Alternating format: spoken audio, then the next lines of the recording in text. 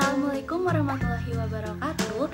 Perkenalkan, nama saya Leni Meilani dengan NIM 1801743 dari Prodi Pendidikan Sosiologi Universitas Pendidikan Indonesia.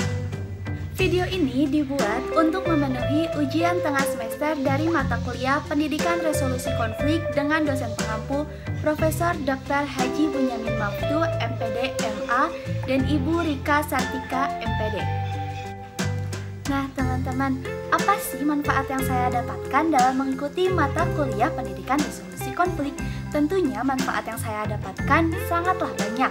Di antaranya yaitu saya lebih memahami dan mendapatkan ilmu baru mengenai aspek-aspek apa saja yang terdapat dalam sebuah konflik yang biasa terjadi dalam kehidupan masyarakat.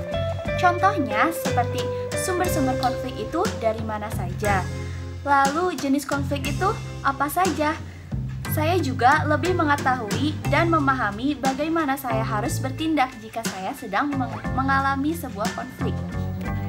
Baik teman-teman, di sini saya akan bahas mengenai 3 strategi dalam menyelesaikan konflik dan syarat-syarat atau langkah-langkah yang harus dipenuhi agar ketiga strategi tersebut dapat menghasilkan win-win solution.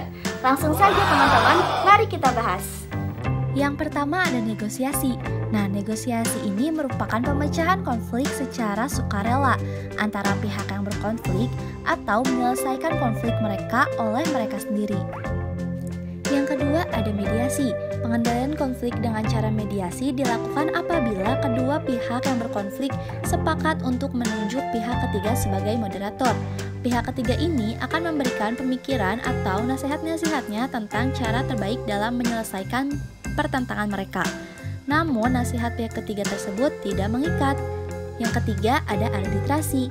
Nah, arbitrasi ini umumnya dilakukan apabila kedua belah pihak yang berkonflik sepakat untuk menerima atau terpaksa menerima hadirnya pihak ketiga yang akan memberikan keputusan tertentu untuk menyelesaikan konflik.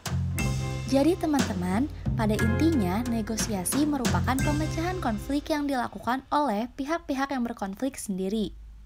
Sedangkan mediasi menggunakan pihak ketiga menjadi mediator dan hanya memberikan nasihat juga saran. Lalu nasihat dan sarannya itu bisa diterima ataupun ditolak oleh pihak yang berkonflik. Dan arbitrasi sama seperti mediasi, yaitu menggunakan pihak ketiga, namun perbedaannya kedua belah pihak yang berkonflik harus sepakat dan menerima keputusan dari pihak ketiga. Nah teman-teman, ada pun strategi atau proses yang digunakan dalam resolusi konflik yang berupaya untuk menyelesaikan konflik melalui sarana tanpa kekerasan agar menghasilkan win-win solution. Strategi negosiasi, mediasi, dan arbitrasi itu akan menghasilkan win-win solution apabila terdapat konsensus yang menguntungkan dari kedua belah pihak yang terlibat konflik tersebut. Biasanya, berbagai syarat atau langkah yang harus dipenuhi agar ketiga strategi tersebut dapat menghasilkan win-win solution adalah yang pertama dengan melakukan manajemen konflik kolaborasi, di mana manajemen konflik kolaborasi tersebut dilakukan dengan tujuan untuk memenuhi kebutuhan dari kedua belah pihak. Proses win-win solution dengan kolaborasi ini biasanya yang paling lama memakan waktu karena dalam syarat atau langkahnya harus dapat mengakomodasi dari kedua kepentingan yang biasanya berada di kedua ujung ekstrim satu sama lain.